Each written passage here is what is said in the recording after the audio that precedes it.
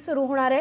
आज 20वा वर्धापन दिन आहे मनसेचा आणि त्या निमित्तानं राज ठाकरे हे रायगडाच्या पायथ्याशी पोहोचलेले आहेत। मनसेचे सगळे महत्त्वाचे नेते देखील या ठिकाणी उपस्थित आहेत। शर्मिला ठाकरे देखील उपस्थित आहेत।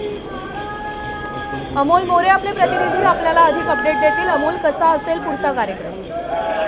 प्रज्ञा, राज ठाकरे आता इथून रोपवेनं किल्ले रायगडावरती जातील आणि तिथं गेल्यानंतर महाराजांच्या समोर नतमस्तक होतील। आता रोपवेचे इथं पोहोचले काही वेळामध्ये ते त्या रोपवेनं वरच्या दिशेला मार्गस्थ होतील किल्ले रायगडाच्या दिशेनं।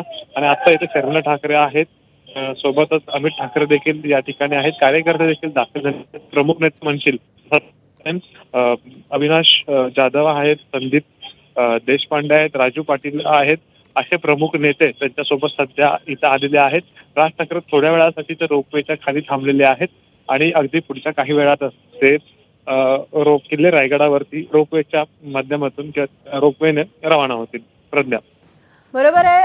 आपण पाहिलेला आहे अमोल की दरवर्षीच राज ठाकरे मनसेचा वर्धापन दिन हा मोठ्या प्रमाणात साजरा करतात, पण यंदा एक वेगळा निर्णय, एक वेगळं पाऊल राज ठाकरेंनी उचललंय। रायगडाच्या पायथ्याशी ते पोहोचलेले आहेत।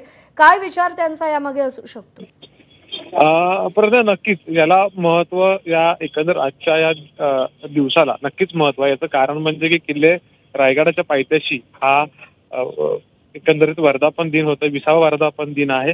आणि विशेष बाब हीच असेल याच्यामध्ये की किल्ले रायगडाचा साक्षी, म्हणजे आम्ही एकंदर जर असा अर्थ बघायला गेला तर असं आपण म्हणू शकतो की मागच्या काही दिवसामध्ये जे काही राज्यातलं राजकारण असेल, ज्या काही निवडणुका झाल्या आणि या सगळ्या निवडणुका त्यामध्ये मिळालेलं यश अपयश, त्या सर्वांचा जर उहापोह करायचं झालं तर आजच्या दिवशी राज ठाकरे नेमकी कोणती दिशा किंवा कोणत्या पद्धतीचं मार्गदर्शन आपल्या कार्यकर्त्यांना करणार आहेत हे बघावं लागेल। कारण की अगदी काही दिवसानंतरच अगदी पाडव्याच्या निमित्तानं त्यांची एक जाहीर मोठी सभा होणार आहे, जी सर्वांना आपणास ठाऊक आहे।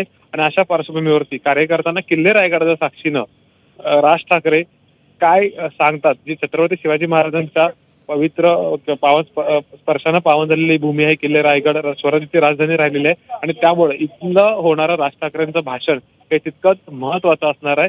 प्रज्ञा, बरोबर आहे। राज ठाकरेंची आतापर्यंतची राजकीय वाटचाल आपण पाहिलेली आहे। या महानगरपालिकांच्या निवडणुकांमध्ये एक वेगळी वाट देखील त्यांनी निवडलेली होती। आजच्या दिवसानिमित्त किंवा आजच्या दिवसाच्या औचित्यानं काही नवं राजकीय धोरण राज ठाकरे ठरवू शकतात का? प्रज्ञा, असं थोडं म्हणजे आत्ताच्या जर एकंदर राजकीय परिस्थिती बघितली तर मुख्य गोष्ट हीच आहे की राज ठाकरे किंवा मनसे, महाराष्ट्र निर्माण सेना हा साधारण भूमिपुत्रांसाठी लढणारा पक्ष किंवा प्रादेशिक पक्ष म्हणून राज्यामध्ये आहे। आणि मागच्या दिवसामध्ये जसं तू म्हटली त्याप्रमाणे त्यांनी वेगळी वाट निवडली, वेगळी समीकरणं राजकारण मुंबईमध्ये किंवा राज्यभरात आपल्याला दिसून आली। आणि ह्या सगळ्या घडामोडी घडत असताना मुख्य बाब हीच आहे की किल्ले रायगडाच्या साक्षीनं ते जर का इथं वर्धापन दिन घेतात किंवा वर्धापन दिन जर साजरा होतोय मनसेचा, तो अशा वेळेला या सगळ्या गोष्टींमध्ये राज ठाकरे नेमकं मराठी माणूस, मराठी अस्मिता किंवा छत्रपती शिवाजी महाराजांच्या ह्या किल्ले रायगडाच्या साक्षीनं नेमकं काय भूमिका घेतात, काय भाषण करतात हे पाहावं लागेल। अर्थात समीकरणं किंवा इतर काही गोष्टींबद्दलचं प्रेडिक्शन किंवा त्याबाबतचं कुठलंही भाष्य आता तरी करणं थोडं घाईचं होईल, कारण की आपल्या सर्वांना माहिती आहे की राज ठाकरे नेमकी काय भूमिका घेतील, म्हणजे हे एकंदर अनाकलनीय देखील काही वेळेला या भूमिका राहिलेल्या आहेत किंवा त्यांची भाषणं ही देखील आजच्या दिवसाची ही महत्वाची असतील। प्रज्ञा, मनसेनं स्वतःच्या पक्षाची व्याप्ती वाढवण्याच्या अनुषंगानं सदस्यता नोंदणी मोहिमेला सुरुवात करण्याचं ठरवलेलं आहे। कशा पद्धतीनं ही सदस्यता नोंदणी केली जाणार आहे, काय प्रक्रिया असेल त्यासाठीची? प्रज्ञा, एकंदर किल्ले रायगडच्या ठिकाणी ज्या वेळेला राज ठाकरे छत्रपती शिवाजी महाराजांच्या समोर नतमस्तक होतील, तिथून खाली येतील आणि त्यानंतर तिथं कार्यक्रम आहे, याच कार्यक्रमाच्या ठिकाणी आपण असं म्हणू छोट्या कार्यक्रम देखील पदाधिकाऱ्यांना किंवा राज्यभरातील जनतेला देखील संबोधित करतील आणि त्याच ठिकाणी सदस्य नोंदणी जी आहे त्याची सुरुवात केली जाईल। तयारी ठिकाणची जी पूर्ण आहे आणि अर्थात राज्यभरातले येणारे कार्यकर्ते किंवा राज ठाकरेंचे चाहते हे देखील या ठिकाणी आलेले आहेत। आणि किल्ले रायगडाच्या पायथ्याशी या सदस्य नोंदणीला एकंदरीत अगदी काही वेळात आपण असं म्हणूया म्हणजे राज ठाकरे खाली आल्यानंतर सुरुवात होईल। प्रज्ञा, अमोल, आपण सध्या दृश्य पाहतोय, राज ठाकरे हे रायगडाच्या पायथ्याशी पोहोचलेले आहेत आणि थोड्याच वेळात ते गडावर जातील, तिकडे छत्रपती शिवाजी महाराजांना अभिवादन करतील आणि त्यानंतर ते संबोधित देखील करणार आहेत. तर सदस्यता नोंदणी मोहिमेला आज सुरुवात केली जाणार आहे मनसेच्या वतीनं आणि पहिली सदस्यता नोंदणी ही राज ठाकरेंची होणार आहे. रोपवेच्या माध्यमातून राज ठाकरे हे किल्ले रायगडावर पोहोचणार आहेत. ती दृश्य सध्या आपण पाहतोय. मनसेचा 20वा वर्धापन दिन आहे. 20 वर्ष झालेली आहेत मनसेची स्थापना होऊन. शिवसेनेपासून वेगळं होऊन राज ठाकरे यांनी स्वतःचा पक्ष निर्माण केला. महाराष्ट्र नवनिर्माण सेना असं नाव त्या पक्षाला दिलं.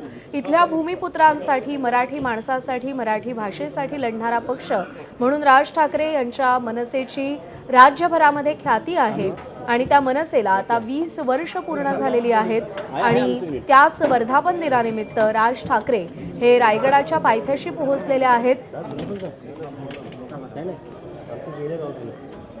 मनसेचे सगळे महत्त्वाचे नेते देखील राज ठाकरे यांच्यासोबत आहेत आणि सदस्यता नोंदणीला सुरुवात आज मनसेच्या कार्यकर्त्यांकडून केली जाणार आहे. ही काही वेळापूर्वीची दृश्य ज्यावेळी राज ठाकरे रायगडाच्या पायथ्याशी पोहोचले.